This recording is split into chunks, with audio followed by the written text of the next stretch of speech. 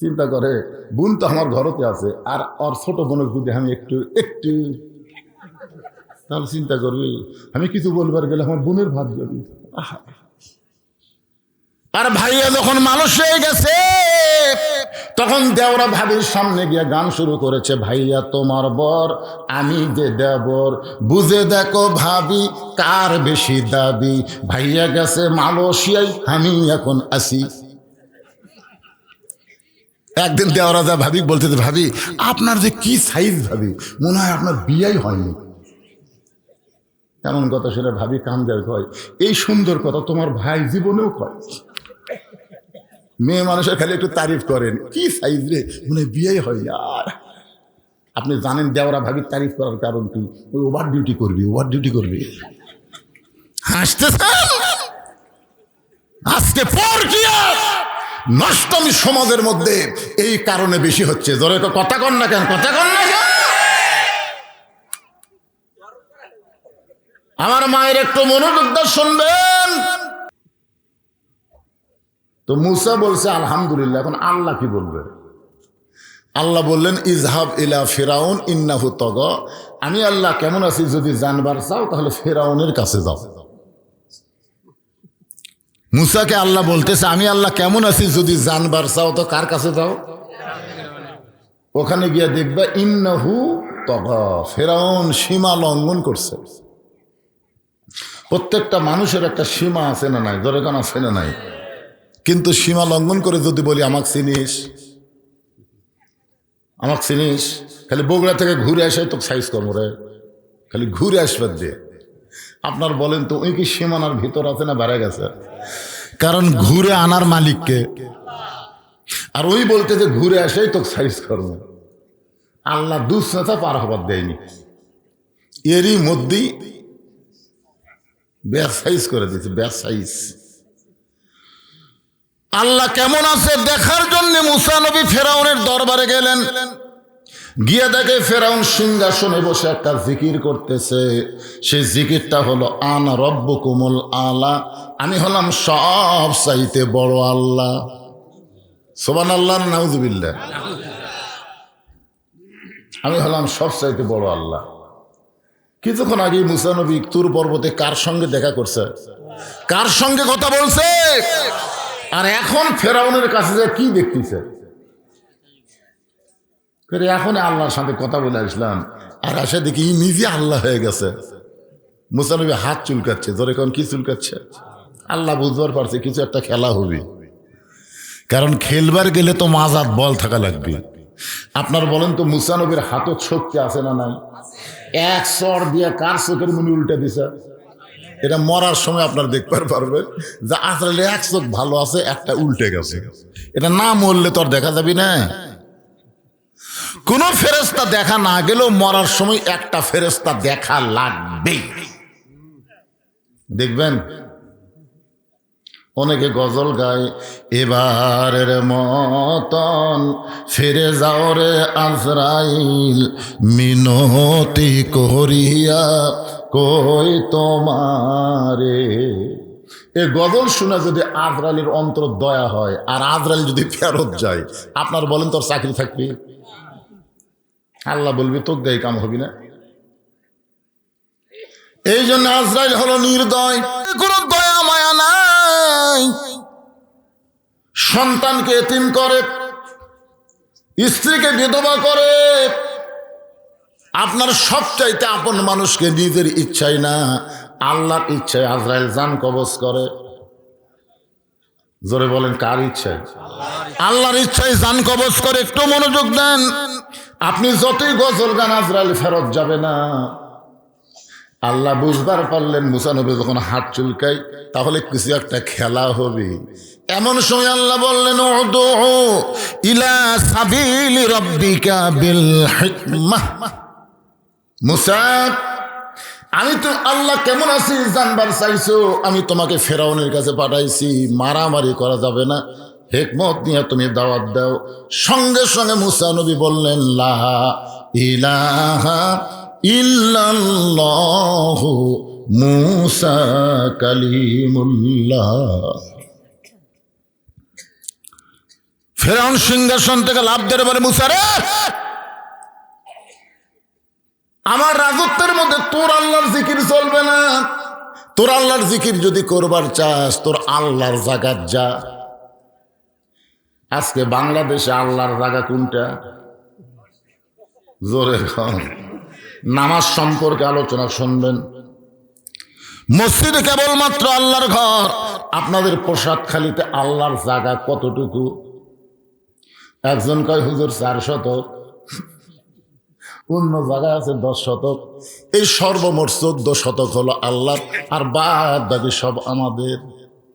অথচ আমরা ছোটবেলা গজল শুনেছি, পরের জায়গা পরের জমি। সবাই বলেন পরের জায়গা পরের জমি, ঘর বানায় আমি রই, আমি কিন্তু জায়গার মালিক নই। জমিদারের ইচ্ছা মতন, জমিদারের ইচ্ছা মতন দেই না জমিন চাষ, তাই তো ফসল ফলে না রে দুঃখ 12 মাস। আমি খাজনা পাতি সবই দিলাম, তবু জমিন হয় যে নিলাম, এই দুঃখের কথা কারে কই। সবাই বলেন পরের জায়গা পরের জমি, ঘর বানায় আমি রই, আমি কিন্তু জায়গার মালিক নই। জায়গার মালিককে দিছেন কতটুকু? একটু মনোযোগ দিয়ে কথাগুলো শুনবেন। সঙ্গে সঙ্গে ফেরাউন বলতেছে, ধর। আমার রাজত্বের মধ্যে মুসা তার আল্লাহর জিকির করতেছে, ধর। মুসা বলতেছে, আল্লাহ, ফেরাউন আমাকে ধরবার চাই, আমি এখন কি করব? আল্লাহ বলে, দৌড়া। মুসা বলতেছে, আল্লাহ, এটা একটা কাম করলা, ওই আমাকে ধরবার আসতেছে, আমি ওকে ধরি। আল্লাহ বলতেছে, না, এই মুহূর্তে দৌড়া। 24 সালের 5ই আগস্ট ধরা হবে। যখন কথা ঠিক কিনা? তারা আগে একটু দৌড়ি করা লাগবে। যখন কথা ঠিক কিনা? আমরা 15.5 বছর মুসার দল দ্বারা করছি, খালি দৌড়াদৌড়ি, খালি দৌড়াদৌড়ি। ঠিক মতো বাড়িতে থাকতে পারিনি, ঠিক মতো বাড়িতে থাকা যায়নি। হাইরে দৌড়ান ভাই। আল্লাহ বলে, মুসা দৌড়া। মুসা দৌড়ায় আল্লাহর হুকুমে। আর ফেরাউন জনগণকে বলতেছে, মুসা আমার ভয়ে দৌড়াই। আপনারা বলেন তো, মুসা দৌড়াই কি ফেরাউনের ভয় না আল্লাহর হুকুম? ফেরাউন তার সাঙ্গ পাঙ্গ নিয়ে মুসা নবীর পিছনে পিছনে। ফেরাউন সামনে সামনে, এমন একটা জায়গার সামনে, আর দৌড়ানোর কোনো রাস্তা নাই। জায়গাটার নাম হলো সাগর। জোরে বলেন, নাম কি? ফেরাউন 3 দিকে ঘিরে ধরে বলতেছে, মুসা রে, এখন আর দৌড়াবি না। কিছুদিন আগে ভারতের একজন উগ্রপন্থী মন্ত্রী বলেছে, বাংলাদেশের মৌলানারা প্রত্যেকটা মাহফিলে বলতেছে সব দেখা হলো শেষ, আগামীতে দেখবো আল্লাহর কোরআনের বাংলাদেশ। এই হুজুররা জানি না যে 3 দিকে ভারত, একদিকে সাগর। একবার যদি ভারত খেপে টুপি আগর ধরে, এরা পলানার রাস্তা পাবি না। সাগর চুপড়ে মরা লাগবে। আপনারা বলেন তো, সাঁতার যদি জানে তা পানি খাওয়া লাগবে? কথা কন না কেন? সাঁতার জানলে পানি খাওয়া লাগবে? তো এখন ইঞ্জিনিয়ার সাহেব নদী পার হবে, দেখে নদীর কিনার মাঝি ঘুম পাড়তেছে। ইঞ্জিনিয়ার বলে, মাঝি, আমি একটু এপার থেকে ওই পারে যাব, তুমি পার করে দিবে। মাঝি বলে, এটাই তো আমার কাম, ওঠেন। তো ইঞ্জিনিয়ার নদীতে নৌকায় উঠি জিজ্ঞাসা করতেছে, মাঝি, তুমি সারাদিন কত মানুষ পারাপার করো, তার অঙ্ক হিসাব জানো? মাঝি বলতে, স্যার, আমি মূর্খ মানুষ, হিসাব জানি না। ইঞ্জিনিয়ার বলে, যে বেটা হিসাব জানে না তার জীবন হলো 4 আনা মাটি। কয় আনা মাটি? 16 আনার মধ্যে 4 আনা শেষ। নৌকা কিছু দূর যাওয়ার পর ইঞ্জিনিয়ার বলতেছে, ও মাঝি, এই নৌকা সর্বপ্রথম কে তৈরি করেছ? তুমি কি তার ইতিহাস জানো? মাঝি বলতেছে, মূর্খ মানুষ, আমি তো ইতিহাস জানি না, তবে আমার বাড়িতে পাতি হাঁস আছে, 2টা রাজহাঁস আসিল, শিয়াল ধরে খাসে। ইঞ্জিনিয়ার বলে, আমি কই কি? আর কয় কি রে? যেই বেটা ইতিহাস জানে না তার জীবন হলো 8 আনা মাটি। কিছুদূর নৌকা যাওয়ার পরে এবার ইঞ্জিনিয়ার বলে, মাঝি, তুমি কি বিজ্ঞান জানো? বিজ্ঞান? এই নৌকাটা পানির উপর কেমনে ভাসতেছে, এই বিজ্ঞান কি তুমি জানো? মাঝি রাগ করে বলতেছে, আমার বইয়ের মিরকি বেড়াম আছে, মাঝে মধ্যে অজ্ঞান হয়, আমি তো বিজ্ঞান বুঝি না। ইঞ্জিনিয়ার বলে, বেটারে, যেই বেটা বিজ্ঞান জানে না তার জীবন হলো 12 আনাই মাটি। নৌকা তখন নদীর মাঝখানে। হঠাৎ পূর্ব আকাশে কালো মেঘ করে উঠছে ঝড়, এত জোরে ঝড় উঠছে নৌকা খালি নদীর মাঝখানে টলমল টলমল করতেছে। এবার ইঞ্জিনিয়ার বলে, মাঝি রে, যেই জোরে ঝড় উঠলো নৌকা বুঝি ডুবে যায়। মাঝি বলতে, ডুবুক নৌকা, আমার টেনশন নাই, ডুবুক। ইঞ্জিনিয়ার বলে, পাগল নাকি, নৌকা ডুবলে আমি মরে যাব, কারণ ইঞ্জিনিয়ার তো সাঁতার জানি না। মাঝি বলতেছে, আমি সাঁতার জানি। তুমি অঙ্ক জানো, তুমি ইতিহাস জানো, তুমি বিজ্ঞান জানো, কিন্তু সাঁতার জানো না। নদীর মধ্যে উঠবা, নৌকায় সাঁতার জানবা না, তোমার জীবন হলো 16 আনাই মাটি। জোরে গান কথা ঠিক। যে কোরআনের তাফসীর শুনতেছেন, এই কোরআন হলো সাঁতার জানা। যাদের ভিতর আল্লাহর কোরআন আছে তারা জানে, ইন্নামা ইয়াখশাল্লাহু মিন ইবাদিহিল উলামা। আলেম বান্দারা সবচাইতে আল্লাহকে বেশি ভয় করে, তারা ভারতকে কোনোদিন ভয় করে না। কথা কন না, তাকে আছে ভারতের দিকে। আগামী নির্বাচন ভারত যার পক্ষে যাবে সেই উঠবি, ইয়ার কি মারতিছে। আমরা ভারত গুনি না, ধরে এখন কি করি না, গুনি না। ভারত কি রে, নেংটির বাচ্চারা, তোরা কি করবি? আমি এক ওয়াজে বলছিলাম, ভারত যদি বেশি মাস্তানি করে বাংলাদেশে ঢুকবার চাই, তোমরা 2.5 হাত লাঠি থুবা আর ট্যারের মধ্যে একটা খুর থুবে। ওরা ঢুকবি, লাঠি দিয়ে পাড়ে ফেলে দিবে, খুর দিয়ে কেটে দিবে। এই ওয়াজটা এতই ভাইরাল ভারতে হবে, বুঝলেন? হিন্দুরাকে এই বক্তাকে রে তো খুর দিয়ে আমাকে আগা কেটে দিবি আর লাঠি দিয়ে ঠাসিয়ে দিবি। ওরে বাবা,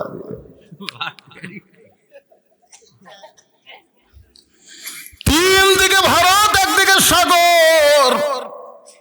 ভারত মাঝে মধ্যে একটু উগ্র হয়ে গরম দেখায়। ফেরাউন বলে, মুসা রে, 3 দিকে আমরা লাঠি নিয়ে দাঁড়ায় আছি, সামনে সাগর, এখন দৌড়া কেমনে যাবা? মুসা বলে, আল্লাহ তোমার কথা মতো দৌড়ালাম, এখন কি করব? আল্লাহ বলেন, নাসরুন মিনাল্লাহি ওয়া ফাতহুন কারীব ওয়াবাশশিরিল মুমিনিন। আল্লাহ বলে, তোমার হাতে লাঠি নাই? মুসা বলতেছে, আল্লাহ একটা লাঠি নিয়ে এতগুলা লাঠি সামনে। আল্লাহ কয়, পাগলা, ওদের লাঠি মারা লাগবে না, নদীত মার। সাগরে লাঠির আঘাত করে মুসা নবী যেই মাত্র সাগরে লাঠির আঘাত, সঙ্গে সঙ্গে আল্লাহ তাআলা 12 লাইন রাস্তা বানায় দিছে। মুসা নবী তার সঙ্গীদের নিয়ে সবচাইতে বড় রাস্তার মধ্যে গিয়া এক নিয়তে 4 রাকাত নামাজ আদায় করে শুকরিয়া তান। আল্লাহ বলে, হাবিব, ওই সাগরের তলদেশে মুসা নবী যে 4 রাকাত নামাজ আদায় করলো, ওই নামাজটা আমি আল্লাহর কাছে এতই ভালো লাগলো, আপনার উম্মতের জন্য আসরের 4 রাকাত ফরজ করে দিলাম। আপনার উম্মতের আসরের 4 রাকাত ফরজ নামাজ যখন জামাতের সঙ্গে আদায় করবে, আমি আল্লাহ মুসার মতো সওয়াব দিয়া দিব। আসরের ফরজ হলো 4 রাকাত। নবী আমার আসরের 4 রাকাত ফরজ নামাজের ইমামতি করলেন। 2 ওয়াক্ত নামাজের সালাম ফিরে নবী সাহাবীর দিকে মুখ ঘুরাতেন। একটা হলো ফজর, একটা হলো আসর। এক ওয়াক্তের নাম কি? ফজর, আর ওয়াক্তের নাম হলো আসর। এই 2 ওয়াক্ত নামাজের পরে কোনো সুন্নত নাই, নফল নাই। আপনারা বলেন তো, জোহরের পরে সুন্নত নফল আছে না নাই? মাগরিবের পরে সুন্নত নফল আছে না নাই? এশার পরে সুন্নত নফল আছে না নাই? কিন্তু আসরের পরে, ফজরের পরে আপনারা বলেন তো কেন নাই? না জানলে এক কথা, জানি না। আজকে কি আর কি বার বেড়াচ্ছেন, এগুলো জানবারই তো যাচ্ছেন, সরে ঠিক না? তো মাইক ছাড়া খালি মুখে ওয়াজ করলে মনে ভালো বুঝতো। কিরে, আপনার বুঝবার পারতেছেন? বুঝবার পারতেছেন? যে রকমই হোক, ভং ভং করুক আর ভোঁ ভোঁ করুক আর ফ্যাট ফ্যাট করুক, বোঝা যাচ্ছে তো? আলহামদুলিল্লাহ, আপনারা বুঝবার পারলেই হলো। ভালো হবি না মানে নামাজের ওয়াজ হচ্ছে, আল্লাহ তো ভালো করে দিবে। নামাজ কার? আমাদের না আল্লাহর? হ্যাঁ, নামাজ শুধুমাত্র আল্লাহর জন্য। একটু মনোযোগ দিয়ে শুনবেন। আসরের নামাজ পড়ে নবী সাহাবীর দিকে মুখ ঘুরে দাঁড়িয়ে গেলেন। মুখ ঘরে দাঁড়িয়ে গেলেন। আবু বকর বললেন, ইয়া রাসূলুল্লাহ, আজকে আসরের নামাজের পরে আপনি আপনার জীবনের সবচাইতে গুরুত্বপূর্ণ ওয়াজ করবেন, ওই মেম্বরে বসে আপনি ওয়াজ করেন। রাসূল বললেন, আবু বকর, আজকের গুরুত্বপূর্ণ ওয়াজ আমি বসে করতে পারবো না, আমি দাঁড়িয়ে দাঁড়িয়ে তোমাদেরকে দেখাবার চাই। সবসময় চমকে গেছি, ওরে বাবারে, এতদিন আমরা ওয়াজ শুনেছি, আজকে রাসূল বলতেছে শোনাবার পারবো না, আমি তোমাকে দেখাবার চাই। আপনার বলেন তো, ওয়াজ শোনা আর ওয়াজ দেখা এই দুইটা কি এক? আমরা খালি সারা জীবন বক্তা বলে গেল, শুনে গেলাম, দেখবার তো পারলাম না। আজকে ফজরে ওয়াজ দেখা যাবে, যদি মুসল্লি বেশি হয় তাহলে কবি না রে, ওয়াজ তো দেখা যাচ্ছে বারে, গতকাল 4 জন হয়েছিল, আজকে 14 জন হচ্ছে। কিন্তু যদি দেখা যায় যে আজকে ওয়াজের ঠেলা, গতকাল 2 জন হয়েছিল, আজকে খালি মুয়াজ্জিন ছাড়া কেউ নেই। কি বুঝতেছেন? আল্লাহ রাসূল মেহরাবের মধ্যে ঢুকলেন। নবী যে জায়গায় দাঁড়িয়ে ইমামতি করেন সেই জায়গাটার নাম হলো মেহরাব। জোরে বলেন, নাম কি? যারা হজ করেছেন তারা জানেন মসজিদে কিবলাতাইন আর মসজিদে কুবায় কিন্তু মেহরাব নাই। এই দুইটা মসজিদের মধ্যে মেহরাব নাই, কারণ তখন মেহরাব বানানোর কোনো দরকারই পড়ে নাই। মেহরাব তৈরি হয়েছে কোরআনের একটা আয়াত নাজিল হওয়ার পরে। আল্লাহ বললেন, ইয়া আইয়ুহান নাবিয়্যু হারজিল মুমিনিনা আলাল কিতাল। ওগো নবী, আপনার উম্মতদের নিয়ে, সাহাবাদের নিয়ে শুধু কাতারবদ্ধ হয়ে নামাজ পড়লে হবে না। যারা আপনাকে ইক্তিদা করে, ইমাম বিশ্বাস করে, কাতার সোজা করে নামাজ পড়ে, তাদেরকে স্ট্যান্ডিং সৈন্য হিসাবে, আর্মি হিসাবে গড়ে তোলে। খালি কাতার সোজা করো, কাতার সোজা করো, খালি কাতার সোজা করে নামাজ পড়লে হবে না, তাদেরকে সৈন্য হিসাবে গড়ে তোলেন। এ কথা কার? কারণ যে কোনো সময় মক্কার কাফেরেরা মদিনা আক্রমণ করতে পারে, আর মদিনা যখন আক্রমণ করবে তখন দোয়া দিয়ে, দরুদ দিয়ে আপনি মদিনা রক্ষা করতে পারবেন না। ওই কাফের বেঈমানদের বিরুদ্ধে সাহাবীদেরকে নিয়ে অস্ত্র ধরা লাগবে। এ কথা কার? তার মানে কি বুঝতেছেন? খালি মেসওয়াক করে, খালি দস্তরখানা ফেলে, খাওয়ার পরে দই মিষ্টি শূন্য, এইগুলো করে ইসলাম বাঁচানো যাবে না ভাই। ইসলাম বাঁচাতে গেলে বাতিলের বিরুদ্ধে আমাদেরকে জিহাদ ঘোষণা করা লাগবে। ধরে কোন কথা ঠিক কি না? আপনাদের এই এলাকায় বাতিল কি? বাতিল বোঝেন আপনারা? আল্লাহ কোরআনে বললেন, কুল জাল হক ওয়া যাহাকাল বাতিল ইন্নাল বাতিলা কানা যাহুকা। সর্বপ্রথম এই মেহরাব তৈরি করে রাসূল বললেন, মেহরাবটা শুধু ইমাম দাঁড়ায়া নামাজ পড়ার জন্য না, এই মেহরাবটা হলো অস্ত্র রাখার জায়গা। ধরে কোন সুবহানাল্লাহ। তাহলে আপনারা কি বুঝলেন মেহরাব মানে কি? অস্ত্র রাখার জায়গা। এইটা যদি এখন আমি বলি আর এই ভিডিও ম্যানেরা যদি ছাড়িয়ে দেয়, তাহলে আগামীকালই আমার বিরুদ্ধে অ্যাকশন শুরু হবে। কে রে, কি তো জঙ্গি। মানে যুদ্ধের কথা যারা বলবে তারাই জঙ্গি। বাতিলের বিরুদ্ধে লড়াই করতে হবে ভাইজান। আমি আমার নিজের জীবন এটা প্রমাণ, বুঝলেন? নিজের জীবন। আমি পাশে আপনাদের কি শান্তিরাই বলেছি যে ড্রাইভার আমাকে গাড়ির থেকে নামা দিল, আমি গেট খুলে বাসায় যাব। ইতিমধ্যে দেখি আমার গেটের পাশে যে আমের গাছ আছে, অট্টলি সাইডে কুত্তে, আমার এই কালো জুব্বা দেখে ওরা খেপে গেল। ওরা সাইডে খারাপ হয়ে আমার খাও খাও করে ধরলো। আমি যত দোয়া দরুদ আছে পড়ি, কিন্তু ওরা লড়ে না। শেষ পর্যন্ত দেখলাম কুত্তা খেদানোর একটা আয়াত আছে, ইন্নাহুম ইয়াকিদুনা কাইদা ওয়া আকিদু কাইদা। এই আয়াতটা খেলার পরে যখন বললাম, এক কুত্তা এসে আমার জুব্বা দিল কামড়।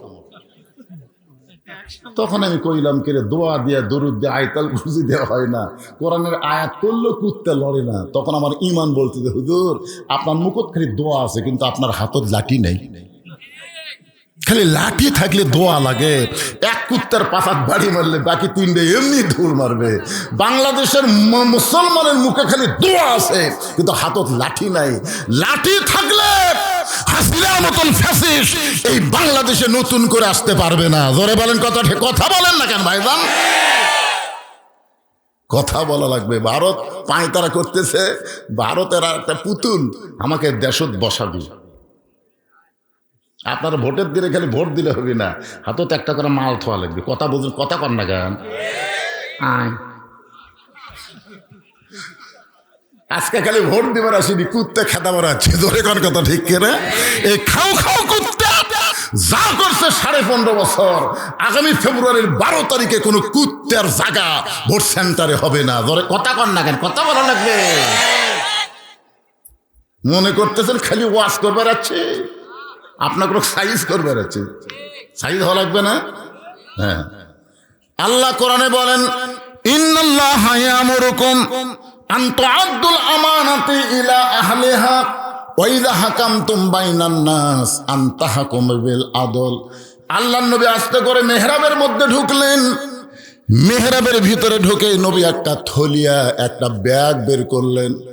সাহাবীরা বলে, রাসূলুল্লাহ, জীবনের সবথেকে গুরুত্বপূর্ণ ওয়াজ আমাদের শোনাবেন, কিন্তু হুজুর ওয়াজটা না শুনে আপনি একটা থলিয়া বের করলেন।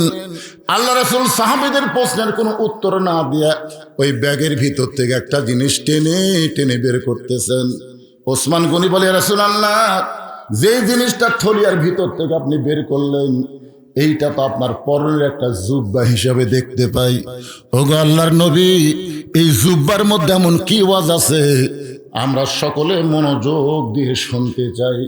রাসূল বললেন, তাহলে শোনো, এই জুব্বা দুনিয়ার সাধারণ কোনো জুব্বা নয়। এই জুব্বা পরে কাবার পাশে আমি ঘুমিয়েছিলাম। আমি নবী যখন এই জুব্বা পর অবস্থায় ঘুমিয়ে চেতন, এমন সময় ফেরেশতা জিবরাইল আমাকে ঘুম থেকে করলো চেতন। ফেরেশতা জিবরাইল পায়ের তালুতে চুমু দিয়া আমি ঘুম থেকে চেতন পাই। এই জুব্বা পর অবস্থায় জমজমের কূপের পানি দিয়ে আমি অজু করেছি। সাহাবীরা রে, এই জুব্বা পরা অবস্থায় বোরাকের পিঠে করে আমি বাইতুল মুকাদ্দাসের ভিতরে গেলাম। বাইতুল মুকাদ্দাসের মধ্যে গিয়া আমি নবী 2 রাকাত নামাজের ইমামতি করলাম। সুবহানাল্লাহ। রাসূল বললেন, এই জুব্বা দুনিয়ার সাধারণ কোনো জুব্বা নয়। এই জুব্বা পরা অবস্থায় সমস্ত নবী রাসূল আমাকে ইমাম মেনে তারা আমার পিছনে ইক্তেদা করলো। আমাকে আল্লাহ তাআলা ডিগ্রি দিলেন ইমামুল আম্বিয়া, ইমামুল মুরসালিন। এই জুব্বা পরে আমি বোরাকের পিঠে করে 7 আসমান পাড়ি দিলাম। এই জুব্বা পরা অবস্থায় রফরফে পাড়ি দিয়া আমি সিদরাতুল মুনতাহা অতিক্রম করে এই জুব্বা পরা অবস্থায় আমি আল্লাহর আরশে গেলাম। আল্লাহর আরশে গিয়ে আল্লাহ পাক আমার সঙ্গে মেরাজ করলো, সাক্ষাৎ করলো। এই জুব্বা পরা অবস্থায় আল্লাহ আমাকে 5 ওয়াক্ত নামাজ দিল। সেই নামাজ নিয়ে আবার দুনিয়াতে ফেরত আসলাম। আমি মেরাজ ঘটানোর পর থেকে এই জুব্বাটার কোনোদিন আমি পরি নাই। আমি যত্ন করে এই থলিয়ার মধ্যে রাইখে দিয়েছি, কারণ আমি নবী থাকবো না। আমি নবী অচিরেই দুনিয়া থেকে চলে যাব। আমি যাব এই দামি জুব্বা নিয়ে যাব না। এইটা তোমাদের মধ্যে কাউরে না কাউরে আমি দিয়া যাব।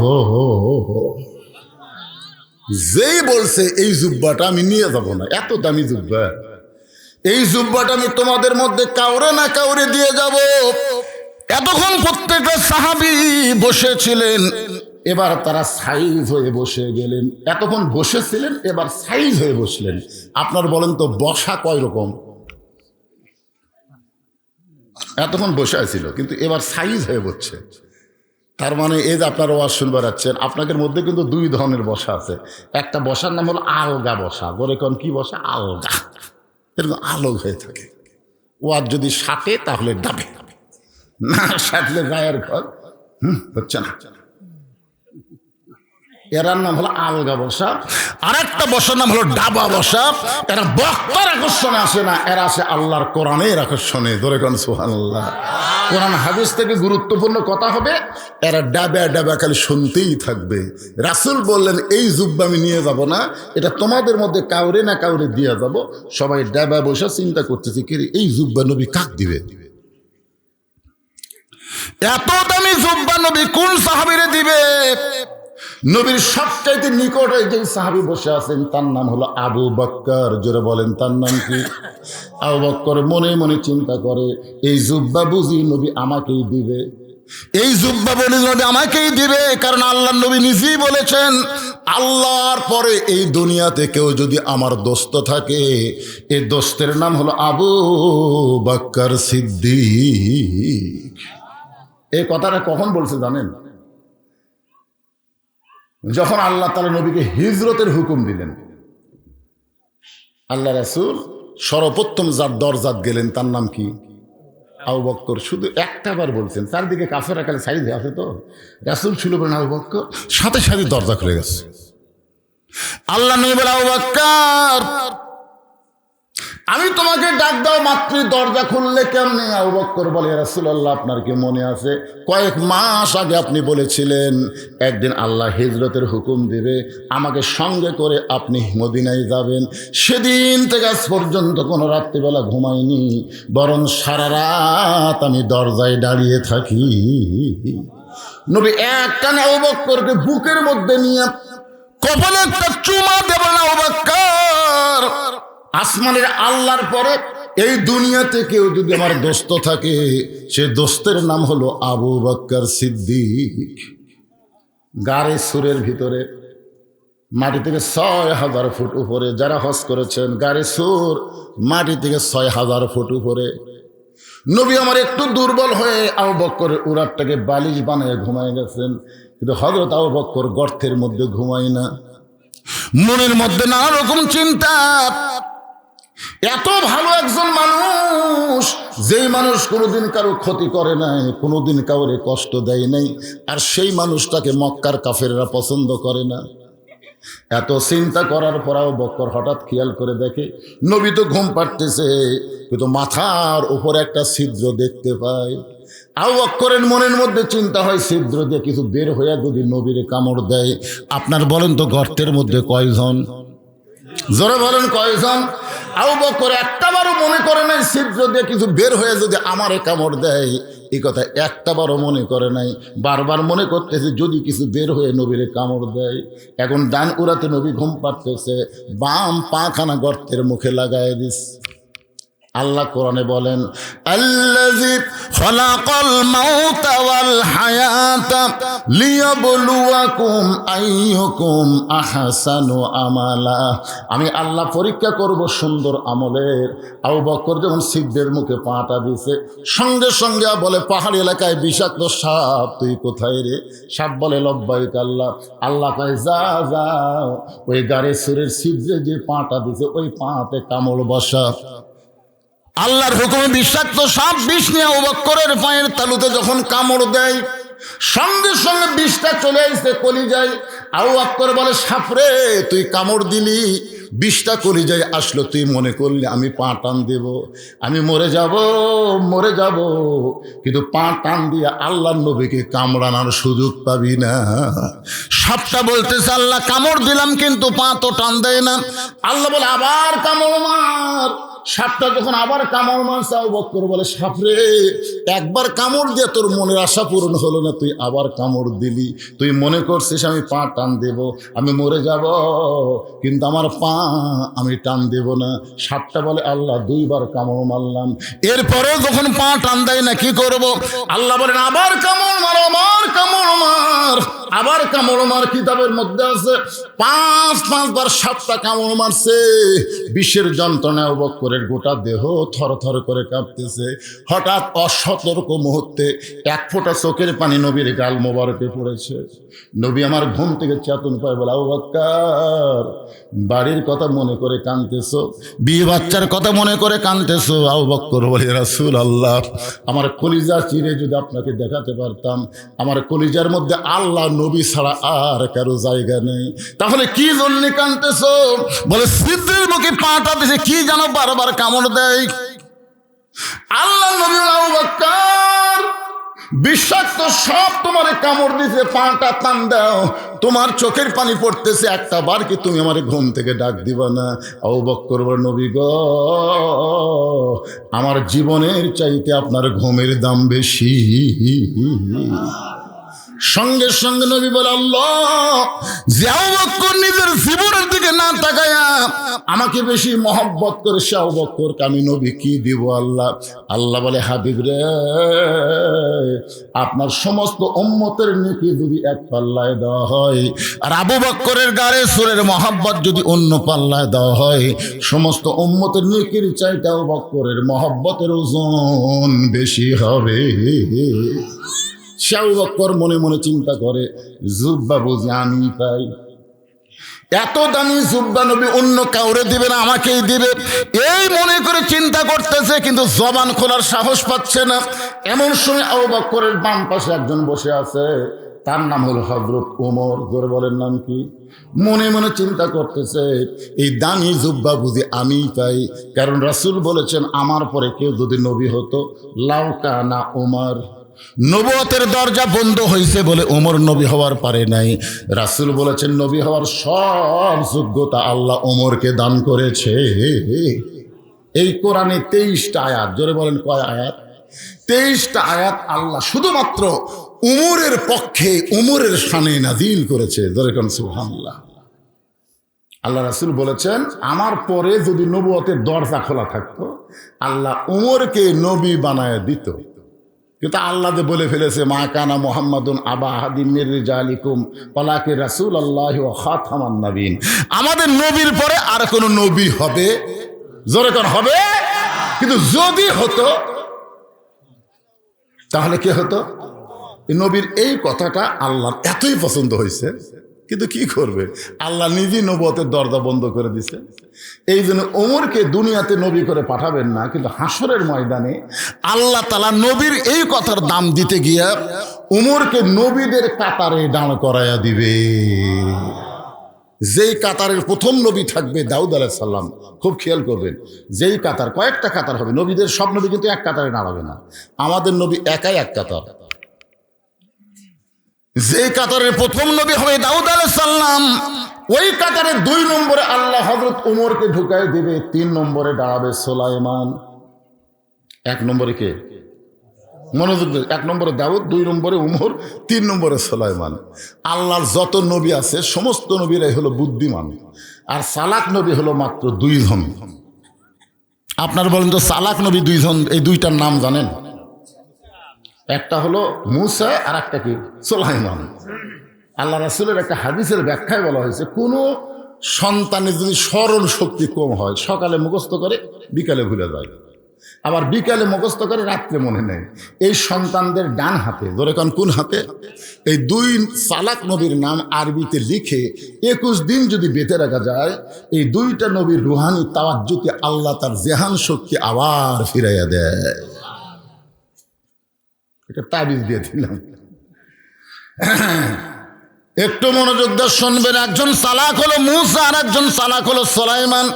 সুলাইমান নবী মনে মনে চিন্তা করবে, আমার বাবা দাউদের পরেই তো আমার থাকার কথা, কিন্তু মাঝখানে ঢুকলো কে? না, এটা তো সুলাইমান জানে না, কেরা আমার বাবা দাউদ, তারপরেই তো আমি থাকবো, কিন্তু এই মাঝখানে কোন নবী? আস্তে করে পিছন থেকে বলতেছে, ভাইজান আপনি কোন নবী ভাই? আপনার নামটা একটু শুনবার চাই। সঙ্গে সঙ্গে ওমর ফারুক বললেন, অলিমান খাফা মাকামা রাব্বিহি জান্নাতান। আল্লাহর সামনে দণ্ডায়মান হওয়াকে ভয় করো। আল্লাহর সামনে দণ্ডায়মান হওয়াকে ভয় যারা করবে, আল্লাহ খুশি হয়ে তাদেরকে 2টা জান্নাত দিয়ে দিবে। জোরে বলেন সুবহানাল্লাহ। আমি আসামি হয়ে আল্লাহর সামনে দাঁড়ায় আছি, আর তুমি আমাকে বলো কোন নবী ভাই, কোন নবী ভাই? আমি নবী হবার যাবো কেন? আমার নাম হলো ওমর। 3 বার বলেছে আমার নাম হলো ওমর। আল্লাহ নবী বলেন, এই কথা শোনার পরে সুলাইমান বলবে, আমি একজন চালাক নবী হওয়ার কারণে সমস্ত নবীদের নাম জানি, কিন্তু ওমর বলে তোমার সামনে যিনি দাঁড়াইছে আমার বাবা দাউদ আলাইহিস সালাম, আর তোমার পিছনে আমি দাঁড়াইছি সুলাইমান। ওমর কানবার বলবে, ওগো আল্লাহর নবী সুলাইমান, আমার বড় বেয়াদব হয়ে গেছে, আল্লাহর রাস্তা আমাকে মাফ করেন, আমি কেন নবীদের কাতারে আসলাম আমি তো নিজেই বুঝতে পারলাম না। এই কথা বলে হযরত ওমর যখন নবীর কাতার ছাড়তে যাবে, আল্লাহ রাসূল বলেন, ওই সময় আল্লাহ বলবে, ওমর আমার দোস্ত নবীর দাম, কথার দাম রাখতে গিয়া তোমাকে নবীর কাতারে দাঁড় করাইছি, তো তুমি কাতার ছিল না।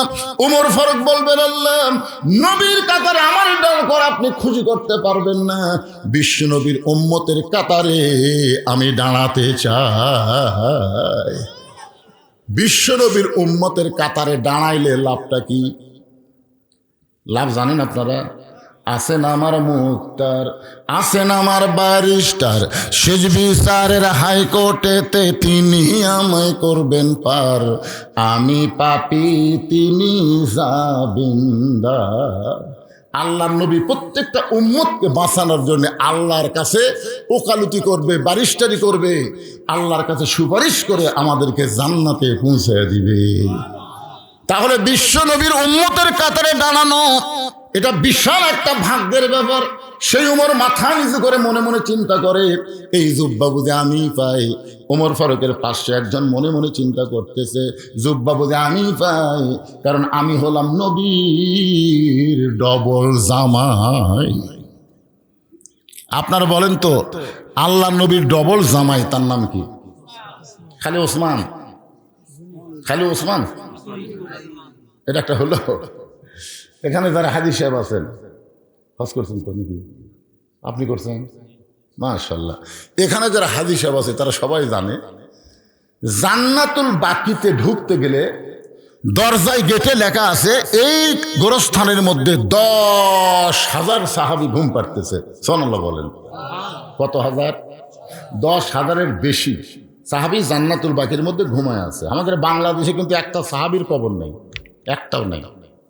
যেগুলো আছে সেগুলা খুব বেশি হলে ওই সিলেটের শাহজালাল, মাস্তানে সুলতান বলকি মহিষা, এরা আল্লাহর ওলি হবে, কিন্তু সাহাবী না। আমি একবার সিলেটে গিয়ে দেখলাম একটা মাজার হলো লেদা শাহ। হবিগঞ্জ পার হয়ে একটা মাজার রাস্তার ধারে, মাজারের নাম হলো লেদা শাহ রহমতুল্লাহ আলাই। কিছু দূর যাওয়ার পরে দেখলাম আর একটা মাজার ঘোড়া শাহ রহমতুল্লাহ আলাই। আমি চিন্তা করলাম ওটা লেদা শাহ, এটা ঘোড়া শাহ, তাহলে আসল শাহ কুঠি। একজনকে বললাম কে রে ভাই লেদা শাহ কি? বলে হুজুর যে ঘোড়া শাহ কবরের কাছে খাড়া গেছেন ওর ঘোড়া উঠে লাগিয়েছিল, সে লাট ঢাকাতে হচ্ছে লেদা শাহ। আর এই ঘোড়া এই জায়গায় মরছে, এই জন্য আছে ঘোড়া শাহ। আরো সামনে দিকে যাবেন সেটি আছে ঘোড়ার মালিক। তার মানে বোঝা গেল বাংলাদেশের অধিকাংশই মাজার ভণ্ড। এগুলা কিন্তু রেল লাইনের ধারে হয় না, এগুলা বেশি হয় পাকা রাস্তার ধারে। জোরে কোন কথা ঠিক কিনা? খালি যাবি আর হাদিয়ে মারবি। জান্নাতুল বাকির মধ্যে 10,000-এর বেশি সাহাবীর কবর আছে। সর্বপ্রথম যে কবরটা পাবেন সেই কবরটা হলো ওসমান গনির কবর। যে কবরে ছোট্ট একটা পাথরে লেখা আছে ওসমান গনি, ওসমান গনি।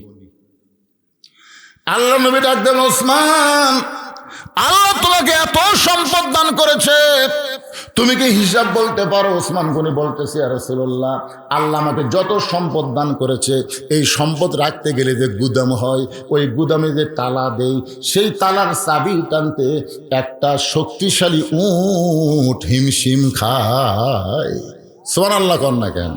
আল্লাহ আমাকে যত সম্পদ দিছে এই সম্পদ যে গুদামে রাখি, সেই গুদামে তালা দিয়ে ওই তালার চাবি টানতে একটা উট হিমশিম খায়। এখন বলেন তো কত দিছে? বুঝতে পারেননি? গুদামক তালা দিয়ে, সে তালার ছোড়ানি বোঝেন না? ছোড়ানি একটুকু না কোনা, এইটা টানতে একটা উট হিমশিম খায়। আল্লাহ নবী ওসমান, যে আল্লাহ তোমাকে এত সম্পদ দিচ্ছে সেই সম্পদ যদি আল্লাহ ফেরত চায়, চাহিদা মাত্র আর বাহককে ফেরত দেওয়া লাগবে, তুমি কি ফেরত দিবে? যদি আল্লাহ চায় তুমি কি দিবা? সঙ্গে সঙ্গে ওসমান গনি মারছে দৌড়। ওসমান গনি যখন দৌড় মারলো প্রত্যেক সাহাবী চিন্তায় পড়ে গেল। নবী এমন কথা বললো, ওসমান দৌড় মারলো কেন? কিছুক্ষণ পরে সমস্ত সাহাবী নবী দেখতে পায় যে উটটা চাবি বহন করে, ওই উটটা রশি ধরে ধরে নবীর দরবারে এসে বলতেছে ইয়া রাসূলুল্লাহ, সমস্ত সম্পদের গুদাম, গুদামে তালা সহ চাবি টানা উটটাও পর্যন্ত আমি আল্লাহরে দিয়ে দিলাম। গুদাম দিলাম, গুদামে যে সম্পদ আছে সম্পদ দিলাম, গুদামে যে তালা লাগাইছি তালাও দিলাম, ওই তালার চাবি বহনকারী উটটাও পর্যন্ত আমি আল্লাহ দিয়ে দিলাম। নবী বলে আল্লাহ, যে ওসমান চাহিদা মাত্র সম্পদ সব তোমাকে ফিরাই দিল, তুমি আল্লাহ ওসমানকে কি দিবা? আল্লাহ বললেন, আমি আমার জ্ঞানী ডিগ্রি ওসমান দিয়ে দিলাম। সুবহানাল্লাহ। সেদিন থেকে নাম হলো ওসমান গনি। আর একটা ডিগ্রি হচ্ছে ওসমান জুন্নুরাইন। ওসমান হলো দুইটা নূরের অধিকারী। ধরে কোন সুবহানাল্লাহ। আল্লাহ নবীর দুইটা মেয়েকে পর পর বিয়ে করেছিলেন। প্রথম বিয়ে করেছিলেন সেই মেয়েটার নাম হলো রোকেয়া। দ্বিতীয় যে মেয়েটাকে বিয়ে করেছিলেন তার নাম হলো কুলসুমা। একসঙ্গে দুই মেয়েকে বিয়ে করা জায়েজ নাই, তবে একটা মরে গেলে আর একটা যদি রাজি হয় ইসলাম জায়েজ করেছে। আমার কথা কি বুঝবার পারলেন? একসঙ্গে দুই বোনকে বিয়ে করা, এবারে জোরে বললে কি হয়? একসঙ্গে দুই বোনকে বিয়ে করা। এক বোনকে বিয়ে করেছে আর একটা যুবতীশালী হুন্ডার পাশে নিয়ে ফিল্ডিং মারা জায়েজ? বিয়ে করা যদি জায়েজ না হয় তাহলে ফিল্ডিং মারা জায়েজ নাই। আমার এলাকার এক শালি মারা গেছে, বুঝলেন? দুলাই ভাষা বলতেছে, আমি আমার আদরের শালির লাশটা ধরে কবরে নামাবার চাই। আমার আদরের শালির লাশটা ধরে কুটি নামাবি? ওই তো ফতুয়া জানে না, আবেগে বলে ফেলে দিছে। আমার কলজার টুকরা শালি, হাতেরও শালি মরে গেছে, আমি তার লাশটা ধরে কবরে নামাবো। পাশ থেকে এক হুজুর, হারাম হারাম হারাম, শালির লাশ স্পর্শ করা হারাম। দুলা ভাই মুসকি মুসকি হাসে। তাহলে হাসেন কেন? বলে হাসার কারণ হল, যখন জেঁতা ছিল তোমার হাতের থেকে 500 টাকা নেওয়ার জন্য এমনভাবে হাত ধরলো, টাকা না দেওয়া তো হাত ছাড়িনি। তো বাইসা থাকতে হাতের থেকে টাকা নেওয়া যায় বাবা? মরে গেলে লাশ ছোঁয়া যদি হারাম হয়, তাহলে বেঁচে থাকলে কি হবে? কথা কন না কেন ভাই, কথা কন না কেন? এখানে যে সমস্ত মেয়ের বাপ আছে, আমি তাদের পাঁওত হাত দেবো, বলতে পাঁওত হাত দিলাম। আপনার একটা মেয়ে যদি বিয়ে দেন, আর একটা মেয়ে যদি যুবতী বাড়ির থাকে, খবরদার ওই জামাই গাবড়ার কাছে ঘিঁচতে দিয়েন না। আপনাদের আদম দিকি একজন লোকের নাম আসলো গাবড়া। তোর এখন কি নাম আসলো? গাবড়া। এই শালা গাবড়া আমাকে আদম দিকে ঢুকতে দেয়নি। গাবড়া কতগুলা মাহফিলের প্যান্ডেল পর্যন্ত করছে, গাবড়া আমাকে ঢুকতে দেয়নি। আমি খালি চিন্তা করছিলাম, গাবড়া দি তোর যে সামনে কি হবি রে? আজকে গাবলার বাড়ি আছে কিন্তু ঘর নাই।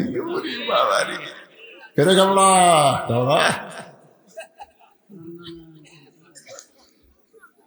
অ্যাঙ্গেল একটা ডোজ দিয়ে দিলাম। গাবড়া যদি বেচা থাকে তাহলে বুঝবি, বলবি তুই বন্ধ করে পারবি না, তুই পলে যাবি, বুঝলু সে ঠিকই ঢুকবি। তোরে কার কথা দেখতে